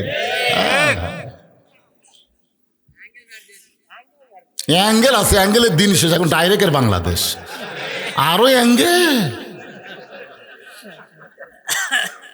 একটু মনোযোগ দিয়ে শুনবেন। আল্লাহ রাসূল বলেছেন, রে মেয়েরা শোনো, যে সমস্ত মেয়েরা পর্দার অন্তর আছেন আপনারা একটু মনোযোগ দিয়ে শুনবেন। দুইটা পুরুষকে তোমরা কাল সাপের মতন ভয় করবা। একটার নাম হলো দেওরা, আর একটার নাম হলো দুলা ভাই। একটা পুরুষের নাম হলো দেওরা, দেওরা বোঝেন আপনারা, আর একটার নাম হলো দুলা ভাই। এই দুইটা পুরুষ কিন্তু সুযোগে সদ্ব্যবহার করে। চিন্তা করে, বোন তো আমার ঘরতে আছে, আর ওর ছোট বোনের যদি আমি একটু তাহলে চিন্তা করবি আমি কিছু বলবার গেলে আমার বোনের ভাত যাবি। আর ভাইয়া যখন মানুষ হয়ে গেছে তখন দেওরা ভাবির সামনে গিয়ে গান শুরু করেছে, ভাইয়া তোমার বর আমি যে দেবর, বুঝে দেখো ভাবি কার বেশি দাবি, ভাইয়া গেছে মালয়েশিয়ায় আমি এখন আসি। একদিন দেওরা যা ভাবি বলতে, ভাবি আপনার যে কি সাইজ, ভাবি মনে হয় আপনার বিয়েই হয়নি। এমন কথা শুনে ভাবি কান্দার কয়, এই সুন্দর কথা তোমার ভাই জীবনেও কয়। মেয়ে মানুষের খালি একটু তারিফ করেন, কি সাইজ রে, মনে বিয়েই হয়। আর আপনি জানেন দেওরা ভাবির তারিফ করার কারণ কি? ওই ওভার ডিউটি করবি, ওভার ডিউটি করবি। হাসতেছেন? আজকে পরকিয়া নষ্টমী সমাজের মধ্যে এই কারণে বেশি হচ্ছে। ধরে তো কথা কন না কেন, কথা কন না কেন? আমার মায়ের একটু মনোযোগ দিয়ে শুনবেন। ওসমান গনি আল্লাহ নবীর দুইটা মেয়েকে বিয়ে করেছেন পরপর। প্রথম যাকে বিয়ে করেছিলেন তার নাম হলো রোকেয়া। রোকেয়া যখন দুনিয়া থেকে বিদায় হয়ে গেল, এরপর যাকে বিয়ে করলেন তার নাম হলো কুলসুমা। এই দুইটা মেয়েকে বিয়ে করার কারণে আল্লাহ তাআলা তাকে একটা ডিগ্রি দিল, সেই ডিগ্রির নাম হলো জুন্নুরাইন, দুইটা নূরের অধিকারী। সবচাইতে বড় ডিগ্রি হলো ওসমান গানি, ধরে কারণ সুবহানাল্লাহ, ওসমান ধনী।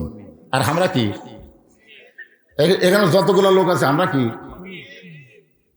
আল্লাহ কোরআনে বলেছেন আল্লাহ গানিয়ুন ওয়া আনতুমুল ফুকারা, আল্লাহ হচ্ছেন ধনী, আমরা হলাম ফকির। ধরে কারণ আমরা কি? আরো জোরে জোরসে বলুন। পর্দার অন্তরালে যারা আছে এরা কি? এরা ফকির। মরদ মানুষ যদি ফকির হয় তাহলে মেয়ে মানুষ কি? আরো জোরে জোরসে বলুন। আপনারা বলেন তো, অনেক দিন হলে ফকির কিন্তু নিচে ছিল আর ফকুনির জাত ছিল উপরে। ধরে কোন কথা ঠিক না? আগামী 12 তারিখে আমরা সবাই সিদ্ধান্ত নেব আর কোন ফকুনি যেন বাংলাদেশের প্রধানমন্ত্রী হবার না পারে। আপনারা বলেন তো, ফকুনির বুদ্ধি কেমন? এক বাড়ির ভিক্ষা করে দেয়, বলতেছে মা 4টা ভিক্ষা দাও। বাড়ির বেটার বউ বলছে 4 দেয় না, 4 সের দেয় না। ফকুনি কয় কে মা 4 সের কেন? শাশুড়ি আমার গাল দেয়, অন্য বাড়ি পান খাবার গেছে, এই সুযোগে তুমি আইছো, তোমার 4 সের চাল দিয়ে আমি সংসার ঢুসে দেবো। ওই ফকুনি 4 সের চাল দিচ্ছে। ফকুনি চিন্তা করে সারাদিন ভিক্ষা করে 2 সেরই হয়, আরে এক বাড়ি দিল 4 সের। বেটার বউ বলে ফকুনি মা খবরদার এই কথা জান কাউরে কইও না। ফকুনি বলে আমার কি ঠেকা পড়ছে, আমি কাউরে কব না। ওই 4 সের চাল পেয়ে রাস্তা দিয়ে যাচ্ছে আর বলতেছে, ওই বাড়ি বেটার বই শাউরিকে কি হলো, আমাকে 4 সের চাল দেখেছে, কাউরে দাম কেউ না, আমি কমো না। একলা একলা গল্প করে আর কমো না। একজন জিজ্ঞাসা করে ফকুনির বিরুদ্ধে কি হয়েছে, ওই বাড়ির বেটার বউ 4 সের চাল দেখে হইলো, কাউরে দাম কেউ না, কাউরে কমো না বাবা, কাউরে কমো না। চিন্তা করে দেখেন, সেই ফকুনি সামান্য একটা ঝোলার চাল সামলাবার পারলো না, সেই ফকুনি যদি দেশ সামলাবার দেন পারবি? বোঝেন না কেন আপনারা? এই জন্য আল্লাহ কোরআনে বলেন আর রিজালু কাওয়ামুন আলান নিসা, পুরুষ থাকবে উপরে, নারী থাকবে নিচে। এই কথা বক্তা বল নসিবের না, এই কথা হলো আমার আল্লাহ। জোরে বলেন কার? যেই বাড়িতে মেয়ে মানুষ জোরে কথা কয়, ওই বাড়িতে মরদ মানুষ আছে কি না বোঝা যায় না। দেখবেন যেই বাড়িতে মেয়ে মানুষ সেই চিল্লাই, ওই বাড়িতে মরদ মানুষ বিলাই হয়ে।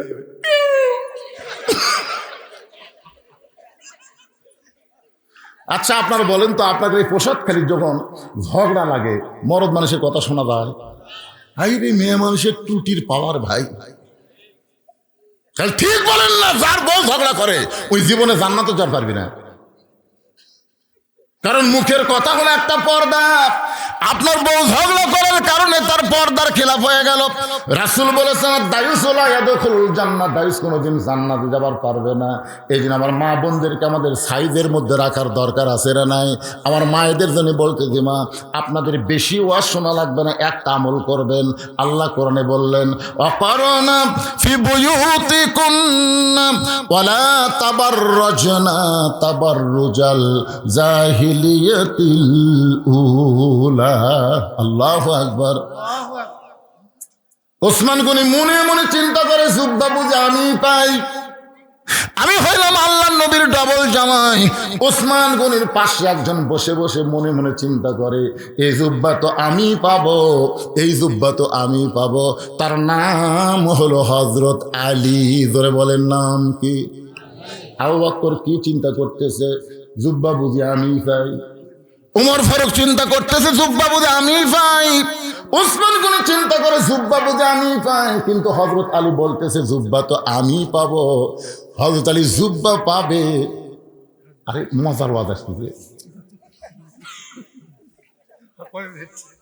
কি বিপদ রে ভাই। বাস যাবে, গ্যারান্টি দেন যে আমি বাড়ি যা পারবো।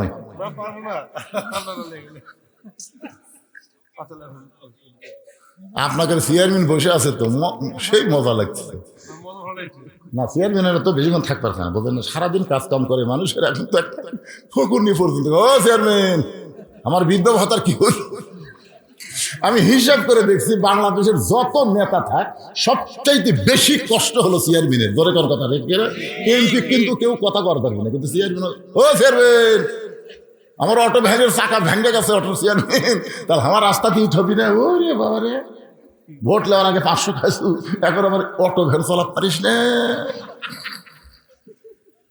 কি মনে করতেছেন আগামী নির্বাচন আসতেছে, 1 টাকা খাওয়া আপনার জন্য গু খাওয়ার মতন হারাম। ধরে কথা কর না কেন, কথা কর না। আমি আয়াতে কারিমা তেলাওয়াত করেছি, অবশ্যই ওয়াজ করব।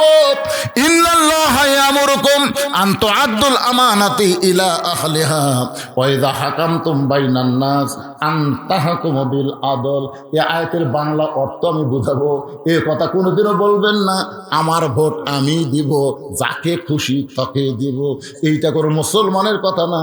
মুসলমানের কথা হলো আমার ভোট আমি দিব, ভালো মানুষ দেখে দিব। ওরকম ঠিক কিনা? এই যে আজকে আমি আশ্চর্য হয়ে গেলাম, প্রধান অতিথির ভাই যে বক্তব্য দিল, মৌলবি ফেল। এই মসজিদ মধ্যে শুনে বলে হাইরি তো সবই জানে না, খালি জানে না অবশ্যই মানে। চেহারা দেখলে কিছুটা নূর দেখা যায়। ধরে কর কথা ঠিক কিনা ভাই যান? ভালো মানুষ খালি টুপিওয়ালারাই ভালো মানুষ, জুব্বালারাই ভালো মানুষ তা কিন্তু না। সমাজের মধ্যে এমন অনেক ভালো মানুষ আছে যারা নির্বাচনে যদি আসে আপনি কিন্তু প্রতীক দেখবেন না, আপনি ভালো মানুষ দেখে ভোটটা দেওয়া লাগবে। এই ভোটটা হবে আপনার জান্নাত, এই ভোটের কারণেই যাওয়া লাগবে জাহান্নাম। যে আয়াতে কারিমা তেলাওয়াত করলাম তার তাফসীর করে আপনাদের বুঝাবো, তবে যেটা বলতেছে একটু মনোযোগ দিয়ে শোনেন। হযরত আলী বলতেছে এই জুব্বাটা আমি পাবো। এই কথা বলার অধিকার হযরত আলী কেমনে পাইল? কেন হযরত আলী চিন্তা করে দেখে, একদিন আল্লাহর নবী বলেছেন, শোনেন মনোযোগ দিয়ে, আল্লাহর নবী বলেছেন সাহাবীরা তোমাদের মাঝখানে এমন একজন ব্যক্তি আছে যেই ব্যক্তি আমি নবীর চাইতেও 2 দিক দিয়ে বড়। আল্লাহ রাসূল বলতেছেন সাহাবীরা তোমাদের মাঝখানে এমন একজন মহান ব্যক্তি বসে আছে যেই ব্যক্তিটা আমি নবীর চাইতেও 2 দিক দিয়ে বড়। সাহাবীরা বলে না হুজুর আপনার চাইতে বড় এটা আমরা মানব না। রাসূল বললেন তোমরা না মানলেও আমি মানতেছি। ওমর ফারুক বললেন আপনার চাইতে 2 দিক দিয়ে বড়। সেই সাহাবীর নাম কি? রাসূল বললেন তার নাম হলো হযরত আলী। আল্লাহ নবী বললেন শোনো বাবা, আদম থেকে আমি নবী পর্যন্ত যত নবী দুনিয়াতে আইছে এই নবীর বইরা জান্নাতে হবে, জান্নাতে যাবে, কিন্তু জান্নাতি নারীদের নেত্রী কোনো নবীর বিবি হতে পারবে না। জান্নাতি নারীদের নেত্রী হবে আমার কলিজার টুকরা ফাতেমা। এই ফাতেমার স্বামী যিনি, তিনি হলেন পৃথিবীর শ্রেষ্ঠ স্বামী। সুবহানাল্লাহ কেন? আল্লাহ নবীর বিবির নাম খাদিজাতুল কুবরা। নবী কিন্তু সর্বসাকুল্যে 11টা বিয়ে করছেন। জোরে বলেন কয়টা? এই নবীর উম্মতের একটু হিসাব থবেন, কেউ কয় 13টা, কেউ কয় 15টা, এটা ঠিক না। সর্বসাকুল্যে বিয়ে করছেন কয়টা? আরো জোরে 11টা বইয়ের মধ্যে নবী শুধু একজনকে ইচ্ছা করে বিয়ে করছেন। একটা মেয়েকে নবী ইচ্ছা করে বিয়ে করছেন, আর অন্য 10টাকে নবী ইচ্ছা করে বিয়ে করেননি। নিজের ইচ্ছায় বিয়ে করছে কয়টা? একটা। আপনার বলেন তো নিজের ইচ্ছায় যাকে বিয়ে করছে তার নাম কি? এই ইউটিউবের লোকেরা কওগে, এরা প্রতিদিন ওয়াজ শোনা ওয়াজের ফ্যাক্টরি হয়ে গেছে। আপনারা যারা আমার সামনে বসে আছেন এক একজন একটা চিন্তা করতেছেন কুন্ডে রে। খাদিজাতুল কুবরাকে নবী ইচ্ছা করে বিয়ে করেন নাই, কারণ নবী এত গরিব ছিলেন। খাদিজা ছিলেন তখন মক্কার সবচেয়ে ধনবতী। এই ধনবতী খাদিজাকে নবী ইচ্ছা করে বিয়ে করতে পারেন না। খাদিজা বিয়ে বসেছেন, নবী করেছেন। সুবহানাল্লাহ। আয়েশাকে নবী ইচ্ছা করে বিয়ে করেন নাই, কারণ নবী যখন আয়েশাকে বিয়ে করেছেন তখন আয়েশার বয়স হলো মাত্র 6 বছর। ধরে বলেন কয় বছর? 6 বছরের ছোট্ট একটা মেয়েকে নবী ইচ্ছা করে বিয়ে করতে পারেন না। আল্লাহ হুকুম করেছেন, এই কারণ নবী আয়েশারে বিয়ে করছে। শুধু একজনকে নবী ইচ্ছা করে বিয়ে করছেন, তার নাম হলো উম্মে সালমা। ধরে বলেন নাম কি? আল্লাহ নবী ঘটক পাঠাইছিলেন উম্মে সালমার বাড়িতে। ঘটক যা বলতেছে উম্মে সালমা আল্লাহ নবী আপনাকে বিয়ে করতে চায়। উম্মে সালমা বললেন আমি বিয়া বসবো না। উম্মে সালমা বললেন আমি বিয়ে বসবো না।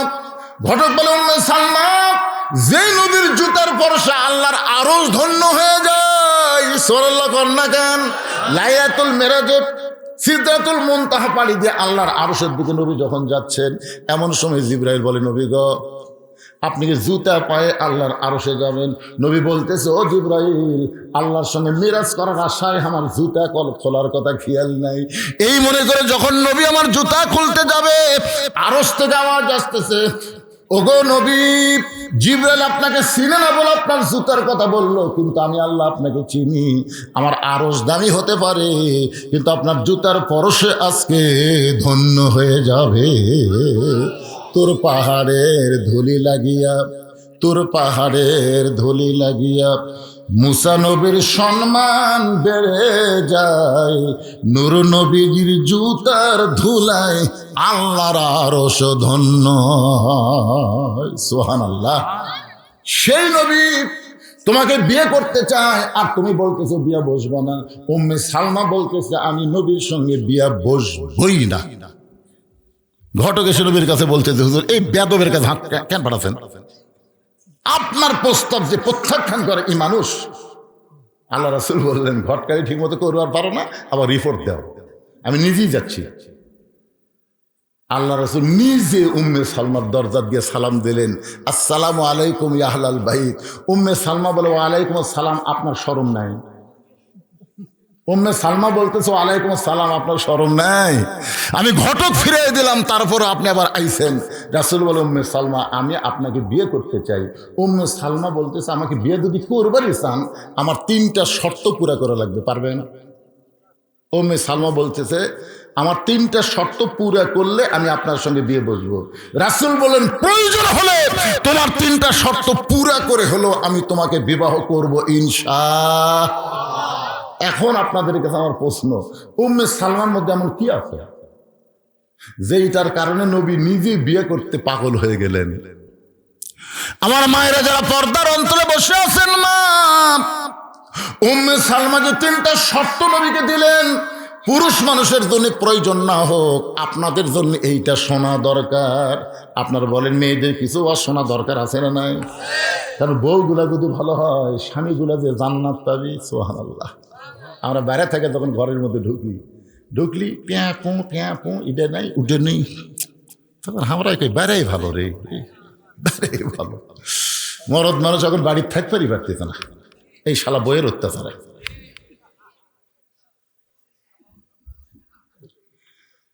আমার মায়ের একটু মনোযোগ দিয়ে শুনবেন। আপনার হলেন ঘরের রমণী, ঘরের লক্ষ্মী। স্বামীরে খেদমত করবেন, ভালোবাসবেন। স্বামী স্ত্রীর মধ্যে মহব্বত যখন পুরা হবে, আল্লাহ তাআলা ওই বাড়ির জন্য রহমত আর বরকতের দরজা খুলে দিবে। আল্লাহ রাসূল বললেন, সাহাবীরা রে, বাবা আদম থেকে আমি নবী পর্যন্ত এই নবীর সন্তানের নবী হতে পারবে, জান্নাতি হবার পারবে, কিন্তু কোন নবীর সন্তান জান্নাতি যুবকদের সর্দার হতে পারবে না। কিন্তু আমার কলিজার টুকরা ফাতেমার পেট থেকে যে 2টা সন্তান বের হয়েছে, হাসান আর হোসাইন, সাইদুস শাবাবি আহলেল জান্নাহ। হাসান হোসেনের বাবা যিনি, তিনি হলেন পৃথিবীর শ্রেষ্ঠ বাবা। ধরে কন্যা সুবহানাল্লাহ। স্বামী হিসাবে হযরত আলী কয় নম্বর? কথা কয় না রে ভাই। কোন নবীর বউ জান্নাতি হবে, কিন্তু জান্নাতি নারীদের নেত্রী কোন নবীর বউ আছে? আপনারা প্রতি জুম্মার দিনে সানি খুদ্ে কি শুনতেছেন? সাইদাতুন নিসা আহলুল জান্নাহ ফাতেমাতুজ জোহরা। জান্নাতি সমস্ত নারীদের নেত্রী যিনি হবে, তার নাম হলো ফাতেমা। হাওয়া কিন্তু জান্নাতি, কিন্তু জান্নাতি নারীদের নেত্রী হবার পারবে না। হাজেরা জান্নাতি, সারা জান্নাতি, মরিয়ম জান্নাতি, কিন্তু জান্নাতি নারীদের নেত্রী হবার পারবে না। জান্নাতি নারীদের নেত্রী কে হবে? খাদিজাও হবার পারবে না, আয়েশাও হওয়ার পারবে না, নবীর বউ হওয়ার পারবে না। আবার অনেক নবীর সন্তান নবী হয়েছে, নবীরা জান্নাতে যাবে, কিন্তু জান্নাতি যুবকদের সর্দার হতে পারবে না। হযরত আলীর দুইটা সন্তানকে আল্লাহ জান্নাতি যুবকদের সর্দার বানায় দিবে। আমরা সানি খুতবার মধ্যে প্রত্যেক জুমা ইমাম বলতেছে সাইদুস শাবাবে আহলেল জান্নাহ হাসান হোসাইন রাদিয়াল্লাহু তাআলা আনহুমা, জান্নাতি যুবকদের সর্দার হবে দুইজন। নাম কি? এ জোরে কার নাম কি? তোমরা পাগল কার? আল্লাহর। মেসি নেইমার, মেসি নেইমার রাত একটা পর্যন্ত মেসির খেলা দেখে। একটা যেদিন আর্জেন্টিনার খেলা হয়, ওরে বাবারে যুবকেরা সব পিকনিক পথে এবারে 12টার মধ্যে চেতনা চোখে ভাই 1:30 থেকে খেলা হবে। সকাল পর্যন্ত খেলা দেখলো, হো হো করলো, 3টা পর্যন্ত খেলা দেখে শেষ, আর চেতন নাই। বাপ কয় কি আমার ছেলে 3টা পর্যন্ত হই হই করলো, এখন কুটি গেল। কিছুক্ষণ পরে মুয়াজ্জিন যখন আসসালাতু খায়রুন নাম কয়, ওই নাই। আসসালাতু খায়রুন মিনান নাম কইছে মুয়াজ্জিন, ওই নাই। বাপ কয় আমার যুবক কুটি রে, জানলা দিয়ে ভুলকি মেরে দেখে পাও নাই মাথাও নাই, মানে ল্যাপের তলে চাউল ঢেঙ্গাতেছে, চাউলের বস্তা ঢেঙ্গাতেছে। বাবা আস্তে আস্তে যায় ল্যাপ যেই টান দিয়েছে, ওরে বাবা। আহ, ছেলের দিকে তাকায় দেখে সকালবেলা সাইড থেকে কুত্তার সাইজ আর কম্বলের মধ্যে বেটার সাইজ একই সাইজ। হাসতেছেন আপনি, বাবা জান্নাতে যাবার পারবেন না যতক্ষণ আপনার ছেলেকে মসজিদে না নিয়ে যাবেন। জোরে করে কথা ঠিক কি না? আল্লাহ বলেছেন কু আনফুসাকুম ওয়া আহলিকুম নারা, জাহান্নামের আগুন থেকে একলা বাঁচলে হবে না তো, চেয়ারম্যান হিসাবে একলা নামাজ পড়লে হবে না তো, সবগুলো মেম্বারও ক্লিয়ার জামাত করা লাগবে। একলা পড়লে হবে? আল্লাহ কবি তুমি চেয়ারম্যান, তুমি চেয়ার পাচ্ছ, আর মেম্বার গুলা কয়দিন নামাজের দাওয়াত দিছা? বাপকে আল্লাহ বলবে, ছেলেকেও আল্লাহ বলবে। এই জন্য ভাইজান মসজিদের জন্য মাহফিল, যদিও যুবকেরা অনেক কষ্ট করে ত্যাগ স্বীকার করে আজকের এই মাহফিলের আয়োজন করেছে। হতালি বলতেছেন জুব্বাটা আমি পাবো, কিন্তু রাসূল তো কারোর নাম বলে নাই। জুব্বাটা নবী কোন সাহাবীকে দিবেন? আজকে আমরা প্রাণ ভরে কথাগুলো শুনবো। রাজি আছেন? কারা কারা আল্লাহ খাত দেখেন তো দেখি, আমি বলে দেবো ইনশাল্লাহ। হাত তোলেন, টান টান করে তোলেন। লিল্লাহে তাকবীর। কিন্তু শর্ত হলো 5টা মিনিট। এই কোরআনের মাহফিলের জন্য আপনাদের সবাইকে 500 500 হাজার হাজার করে টাকা দেওয়া লাগবে। এই প্রসাদখালীর কারা কারা আছেন হাত তোলেন তো দেখি। প্রসাদখালীর নিয়ে আবার হাত তুলছে সামনে থেকে এইরকম ব্যাকা করে সোজা করে চলবে বাজার। আচ্ছা, এই গ্রামের লোকজন আমি দেখতে পাচ্ছি না, হয়তো আমার চোখে ছানি পড়ছে। আচ্ছা, বাইরের কারা কারা আছেন তারা একটা হাত তোলেন তো। আচ্ছা, হাত নামান। আচ্ছা, এই গ্রামের ছেলেরা নাই কেন? যে যুবকেরা আজকের মাহফিল করলো, এই যুবকেরা কুটি গেল রে? এই গ্রামবাসীরা, প্রসাদখালী গ্রামবাসী, আপনার কোথায়?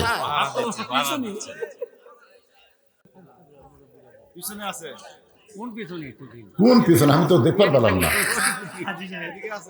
কোনটা? সব এটি আছে। তাই হিসাব দেন, কয় হাজার দিবেন দেন, আপনি দিয়ে শুরু লগত দেন পারে, এটাও বাকি নাকি? হাজির সাহেব বলে আমি পিছনে আছি, 1000 টাকা নগদে করছে দেন। আল্লাহ তার দানকে কবুল করেন, নেক নিয়ত নেকাশা পড়া করেন। প্রত্যেক বছর ছেলেরা গান বাজনা না করে এরকম কোরআনের মাহফিল করবে, আপনারা কি বেজান না খুশি? হ্যাঁ, 1000 টাকা দান করেছে, যার তেজের উপর আছে চেয়ারম্যান সাহেব দেন বারে কিছু দেন দেন। বাকি ছেলে করে কিছু দেন, মসজিদও দিবে। এর কাছে আমি 20,000 টাকারই সাহস পাচ্ছি রে, 1,15,000 দিবে। আল্লাহ, কি দোয়া করবো আমরা, কি দোয়া করবো? এইটা যেন যতদিন বাঁচে ততদিন যেন চেয়ারম্যান থাকে। তোর এখন আমিন। যদি নিয়ত থাকে উপরে যাবে, উপজেলা চেয়ারম্যান যাক। কি কন? আমি আশাই করিনি 1,15,000 দিবি আল্লাহর ঘর মসজিদের জন্য, তাও 3 মাসের মধ্যেই। আল্লাহ তাকে দান করার তৌফিক দান করুক। সকলে বলে আমিন। জনগণের খাদেম হিসাবে কবুল করুক। জোরে করে আমিন। চেয়ারম্যান সাহেব নগদ কিছু দেন পারে, কিছুই নাই। মানে আজকের মাহফিলটা হচ্ছে মসজিদের উন্নয়ন কল্পনা। তো এই ছেলেরা মাহফিল করবে এই মাহফিলের জন্য। আগে দিছেন? হ্যাঁ,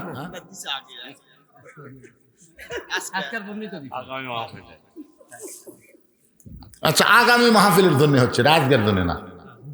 আগামী মাহফিলে কত দিবেন কোন এখন লগত দেওয়া লাগবে না, খালি কয়ে দেন না। মসজিদের যদি 1,15,000 দিবার পারেন ওটাও তো মরে গেলেও পাবেন। মাশাআল্লাহ, আমরা মই মৃত্যু চাচ্ছি না। খালেদা যে এমন অসুস্থ তাই আমরা মৃত্যু চাচ্ছি না। কথা কন না কেন ভাই? সেদিন আমি ওয়াজ করতেছি, আল্লাহ খালেদা দেখে সুস্থ করো, পিছন দিতে বলতে মরে গেছে। আমার তা মেজাজ খারাপ হলো বুঝলেন। আমি খালি ফেসবুকের দিকে তাকে আছি যে তারেক যে চলে আসলো, তার মা ছেলের একটা সংক্ষিপ্ত হলো একটা ভিডিও দেখতে পাবো, কিন্তু এখন পর্যন্ত পেলাম না। কি বিপদ বাড়ে। যদি যাই আল্লাহ তাকে জান্নাতি করুক, যদি জীবিত থাকে আল্লাহ তাকে সুস্থ করে ফিরাই দেখ। জোরে করে আমিন, জোরে বলে আল্লাহ আমিন। আমরা মৃত্যু চাই না, আমরা হায়াত চাই। এবারে আপনাকে মাঝখানে দূর থেকে আইছেন, বাহির থেকে আইছেন, আপনারা কিছুই দিবার পারবেন না। আমার আগে মামুনুর রশিদ চায়া একেবারে কিছুই দিলেন। ভাইজান পিছন থেকে আর একজন দেন তো, এই যারা বসে আছেন দেন দেন, সবাই একটু কিছু খুঁজে খুঁজে দেন না। ওখানে বাকি লেখার জন্য কাগজ কলম রেডি আছে। বাহিরে যারা আইছেন আপনারা কি 500 করে টাকা দিবেন, নগদ না হোক বাকি দেন। আগামী বছর মাহফিলের আগে দিবেন আপনারা। আগামী বছর যে মাহফিল হবে তার আগে দিবেন। ভাই বলেন, হাত তোলেন। আপনাদের দিয়াই হোক, এরা যান দিবে না, আপনারাই দেন, সবাই দেন। আমাদের মসজিদের ইমাম সাহেব 100 টাকা দিয়েছেন। সাবেক ইমাম সাহেব কিছু দান করেছে, আল্লাহ দান কবুল করেন। এই মাহফিলের ছেলেরাই তোমরা ভিতরে গামছা লিয়ে যাও, বেশি রাত করা যাবে না, শীতের রাত টপ টপ করে নিয়োগ পড়তে দেবে, ভিতরে গামছা লিয়ে যাও। যাই যা পারে আল্লাহর হস্তে দান করবেন। 10, 20, 50, 100 যাই যা পারেন আল্লাহর হস্তে দান করবেন। আল্লাহর একজন বান্দা 200 টাকা দান করেছে, আল্লাহ দানকে কবুল করেন। হ্যাঁ, কাশ্মীরা পূর্ব মসজিদের ইমাম সাহেব দান করতে, এক ইমাম দিল, আবার আর এক ইমাম দিচ্ছে। এই যে মাহফিল একটা কমিটি আছে, এই কমিটির সভাপতিকে এই না মাহফিলের সভাপতি, এটা কমিটি কমিটি কমিটি নাই, সভাপতি সব দিছে। ভাই আপনি কিছু কন্ত দিকে কমিটির সদস্য আলফাজ সাহেব 200 টাকা দান করছে, আল্লাহ তার দানকে কবুল করেন। আজকের মাহফিলের সম্মানিত সভাপতি, জোরে বলেন মারহাবা। পকেটের মধ্যে হাত ঢুকাছে, একটু বেশি বেশি করে বার করুক। করজবাড়ির মুফাজ্জল সাহেব 500 টাকা দান করেছে, আল্লাহ তার দানকে কবুল করেন। এটা সভাপতি সাহেবের দান হলো।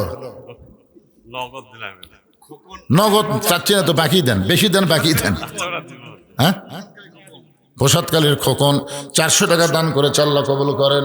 সভাপতি সাহেব 1000 টাকা দান করছে, আল্লাহ তার দানকে কবুল করেন। জি,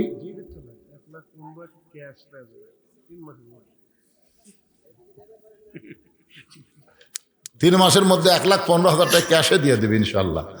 আল্লাহ আমরা দোয়া করি। ভাই যাবার চাইছিল, এই দোয়াটা তাকলিয়েই আমরা করবো, কি কোন করার দরকার নাই না। এই জন্য এই সবাই একটু জিকির করেন, বসেন, মহব্বতলে বসেন আর জিকির করেন। লা ইলাহা ইল্লাল্লাহ, লা ইলাহা ইল্লাল্লাহ, লা ইলাহা ইল্লাল্লাহ, লা ইলাহা ইল্লাল্লাহ, লা ইলাহা ইল্লাল্লাহ, লা ইলাহা লা ইলাহা ইল্লাল্লাহ মুহাম্মাদুর রাসূলুল্লাহ। আল্লাহ নবী বলেন আলী, সঙ্গে সঙ্গে হযরত আলী লাব্বাইক ইয়া রাসূলুল্লাহ। আলী মুস্কি মুস্কি হাসতেছে। আল্লাহ নবী তখন বললেন আনা মাদিনাতুল ইলমি ওয়া আলী বাবুহা, আমি হচ্ছে এলেমের শহর, আলী হচ্ছে তার দরওয়াজা। ধরে কন্যা সুবহানাল্লাহ। রাসূল কি বলতেছেন? আমি হচ্ছে এলেমের শহর, আলী হচ্ছে তার দরওয়াজা। আমি নবী যখন থাকবো না, আমার সমস্ত জ্ঞান যার মাধ্যমে প্রকাশ পাবে তার নাম হলো হযরত আলী। ধরে কন্যা সুবহানাল্লাহ। একবার হযরত ওমর ফারুক জেরুজালেমে গেছিলেন, ইতিহাস সবাই জানে। এই একটু মনোযোগ দিয়ে শোনেন, জুব্বাটা নবী কেন দিবে, কি জন্য দিবে, একটু শোনা দরকার। তো মেয়েদের মধ্যেও কালেকশন কে যাবে? মেয়েদের মধ্যে আদায় কে করবে? হ্যাঁ, আমার মায়েরা দেন, আদায় করেন, মা আপনারা আদায় করেন। তবে খুব খেয়াল করবেন, একের মাহফিলের বিশ্বস্ত লোক কিন্তু ওখানে যাওয়া লাগবে। কারণ এখন তো খুব খোর ইয়াবা খোর, গাঁজা খোর, এ খোর, সে খোর। এরা মেয়ে মানুষের মধ্যে আদায় করে একদিক দিয়ে চলে যায়, বুঝলেন? এই জন্য আপনাকে বিশ্বস্ত লোক ওখানে থাকেন, অন্য কেউ যেন মেয়েদের মধ্যে ঢুকতে না পারে। মেয়েরাই মেয়েদের মধ্যে আদায় করবে। আপনাদের মধ্যে যে আদায় করার ব্যাগগুলো, সে কোথায় গেল? ব্যাগগুলো এখানে জমা দেবেন। একটু মনোযোগ দিয়ে শোনেন। ওমর ফারুক জেরুজালেমে গেলেন। আপনারা সকলেই জানেন, যাওয়ার সময় ওমর ফারুক এক সময় রাখালকে উপরে উঠায় দেয়, আবার নিজে নাইমা রশি ধরে উঠে টানে। কিন্তু এমন মুহূর্তে জেরুজালেম ওমর ফারুক গেলেন, তখন রাখাল আছে উটের পিঠে, আর ওমর ফারুক নিচে দাঁড়িয়ে আছে। ওই সময় জেরুজালেমের খ্রিস্টানেরা হযরত ওমরকে সম্বর্ধনা দেওয়ার জন্য উটের উপরে যিনি বসে আছেন তাকে হযরত ওমর মনে করে একটা চকিয়া এনে ওই চকিয়াটা উটের সঙ্গে নামায় বলতেছে, ইয়া আমির আল মুমিনিন, ও মুমিনদের আমির। উটের পিঠ থেকে সরাসরি নামতে যদি আপনার কষ্ট হয়, এই চকিয়ার উপর আপনি পা দিয়ে নামেন। একজন খ্রিস্টান হামাগুড়ি দিয়ে বলতেছে, আমার পিঠের উপরে পা দিয়ে আপনি সযত্নে জমিনে নামেন। কিন্তু রাখাল ছোট বাচ্চার মতন কাঁদতেছে। জেরুজালেমের খ্রিস্টানকে বলে, আপনি কাঁদেন কেন? রাখাল চিল্লায় বলে, তোমরা যাকে খলিফা ওমর মনে করতেছো তিনি খলিফা ওমর না, আমি হলাম রাখাল। আর রশি ধরে যিনি জমিনে দাঁড়িয়ে আছে তার নাম হলো হযরত ওমর। সমস্ত খ্রিস্টানে বলে, এটা কেমনে হয়? এটা কেমনে হয়? রাখাল চিল্লায় বলে, আল্লাহর কোরআন দিয়ে যখন রাষ্ট্র চলবে তখন নেতারা এমনি মোত্তাকি হয়ে যায়। সুবহানাল্লাহ না কেন? সমস্ত খ্রিস্টানরা বললো, ইসলাম যদি এত সুন্দর হয় তো খামাখা আমরা খ্রিস্টানে থাকবো কেন? ওমর, আপনি আমাদের পড়ায় দেন, লা ইলাহা ইল্লাল্লাহু মুহাম্মাদুর রাসূলুল্লাহ। সব খ্রিস্টান মুসলমান হয়ে গেছে, কিন্তু একজন, কয়জন? বেকা। মানে আগেও মগরিব এসব পড়েনি, ওয়াজ শোনাও ফজর পড়বি না। এরা কি এরকম কিছু বেকা আছে না? যত ওয়াজই করেন, ফাসাল্লি লিরাব্বিকা ওয়ানহার, যতই কম ওরা ওই যা আসলে তাই। ওই বেকাটা দৌড় মারছে খ্রিস্টান পাদ্রীর কাছে, হুজুর দরবারের মধ্যে মশান মারতেছেন। মদিনার উমর এসে আপনার দলের সবগুলা মুসলমান বানাতে, কি যে ভেলকি দেখালো, সব মুসলমান হয়ে গেল, কিন্তু আমি হইনি। আমি দৌড়ে এসে আপনাকে খবর দিলাম। খ্রিস্টান পাদ্রী এসে দেখে ওমর ফারুকের সাথে সবাই জিকির করতেছে, লা ইলাহা। পাদ্রী হযরত ওমরের সামনে দাঁড়ায় বলতেছে, ও মুসলমানের আমির, আমিও মুসলমান হবার চাই। ওমর ফারুক বললেন, আপনি পাদ্রী যদি মুসলমান হন তো আলহামদুলিল্লাহ। পাদ্রী বলতেছে, আমি মুসলমান হব, তবে আমার 4টা প্রশ্নের উত্তর দেওয়া লাগবে। জোরে বলেন, কয়টা? 4টা প্রশ্নের উত্তর দেওয়া লাগবে। 1 নম্বর প্রশ্ন হলো, পৃথিবীর এমন কোন জায়গা যে জায়গায় সূর্যের আলো একবার পড়েছে কিয়ামত পর্যন্ত পড়বে না? ওই জায়গার কথা বলতে হবে। আমার 2 নম্বর প্রশ্ন হলো, পৃথিবীর এমন কোন কবর যেই কবরের লাশটাও জীবিত, কবরটাও জীবিত। আমার 3 নম্বর প্রশ্ন হলো, পৃথিবীর এমন কোন কারাগার যে কারাগারের মধ্যে কয়েদি জীবিত, ওই কারাগারের নাম বলতে হবে। আমার ভুল হয়ে গেছে, প্রশ্ন হলো 3টা। এই 3টা প্রশ্নের উত্তর যদি দিবার পারেন তাহলে আমি পাদ্রী মুসলমান হয়ে যাব। ওমর ফারুক। আর একটা প্রশ্ন হলো, পৃথিবীর এমন কোন দুই ভাই একই সঙ্গে জন্মগ্রহণ করেছে, আবার বহু বছর একসঙ্গে তাদেরকে হত্যা করা হলো, কিন্তু এক ভাই এক ভাইয়ের চাইতে 100 বছরের বড়, এমন 2 জন যমজ ভাইয়ের নাম বলতে হবে। ওমর ফারুক বলেন, পাদ্রী রে, এমন প্রশ্ন আমি জীবনেও শুনি নাই, উত্তর কেমনে দিব? পাদ্রী বলতেছে, তাহলে এবার মুসলমান হলাম না। ওমর ফারুক জেরুজালেম থেকে যখন মদিনায় ফিরে আসলেন, হযরত আলীর সঙ্গে দেখা হলো। আলী বলতেছেন, জেরুজালেমের খবর কি? ওমর ফারুক বললেন, সব খ্রিস্টান মুসলমান হয়েছে, কিন্তু একজন পাদ্রী মুসলমান হলো না। আলী বলতেছেন, কেন হইল না? বলে, আমাকে 4টা প্রশ্ন করলো, আমি উত্তর দিবার পারি নাই, উত্তর দিবার পারলেই মুসলমান হতো। আলী বলতেছেন, কি প্রশ্ন করেছে? বলে, 1 নম্বর প্রশ্ন হলো, পৃথিবীর এমন কোন জায়গা সূর্যের আলো একবার পড়েছে কিয়ামত পর্যন্ত পড়বে না, ওই জায়গার নাম কি? আলী বলতেছেন, আপনি কি জানেন না, মুসা নবী যখন সাগর রাস্তা পাইলেন, ওই সময় সূর্যের আলো সাগরের তলে পড়ে গেল, আর ফেরাউন যখন সাগরে নামলো, ওই যে পানি একত্র হয়ে গেছে, কিয়ামত পর্যন্ত সাগরের ওই তলদেশে আর কোনোদিন সূর্যের আলো পড়বে না।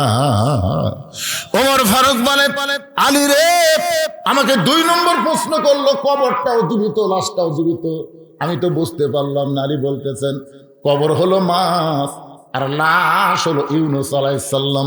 ইউনুস আলাইহিস সালামকে মাছটা কবর বানালো, কবরটাও মাছ জীবিত ছিল। ইউনুস নবী মাছের পেটের মধ্যে জীবিত ছিল।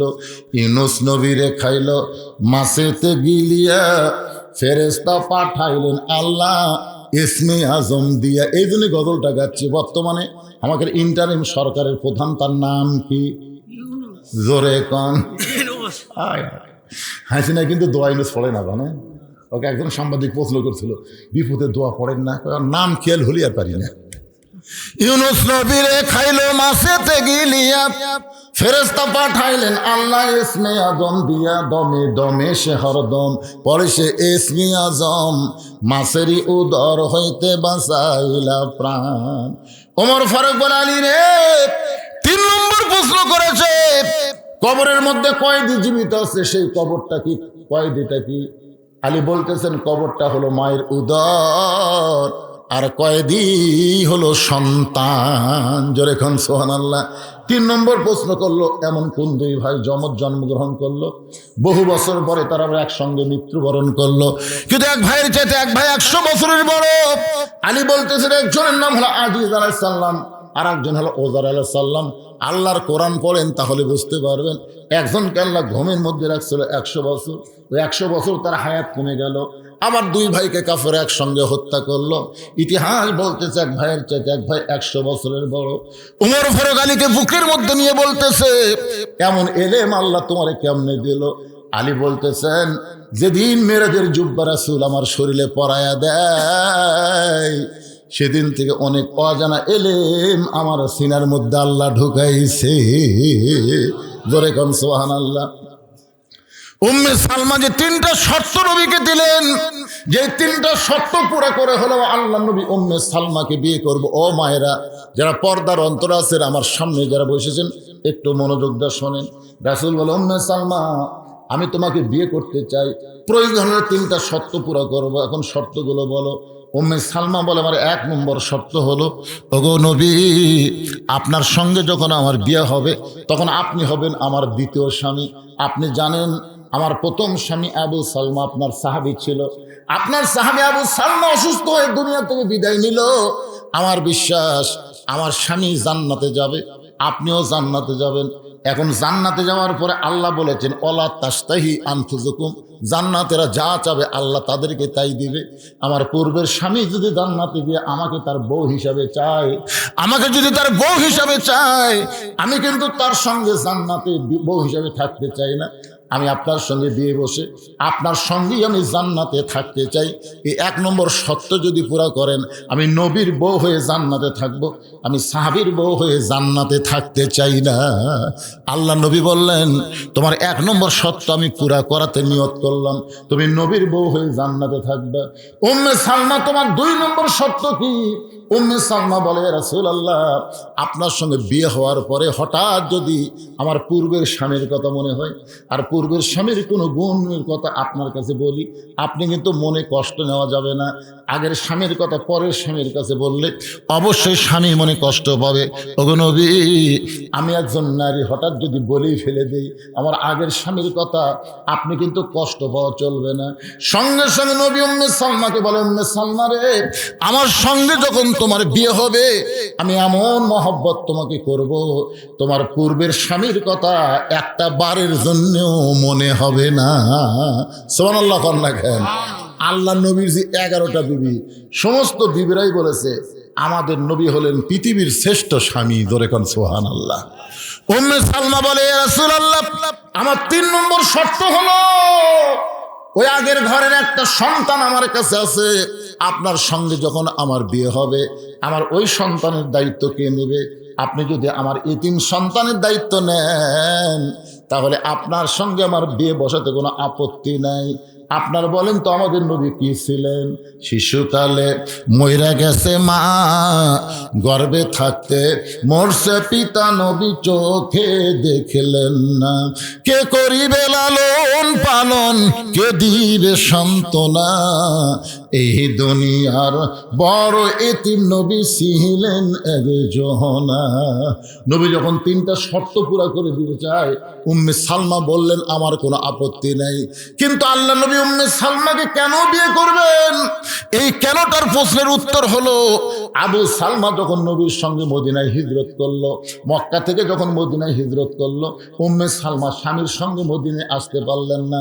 উম্মে সালমার বাবার একটু ধনী ছিল, তার আত্মীয় স্বজন ধনী হওয়ার কারণে আবু সালমার সঙ্গে উম্মে সালমাকে মদিনায় আসতে দেয় নাই।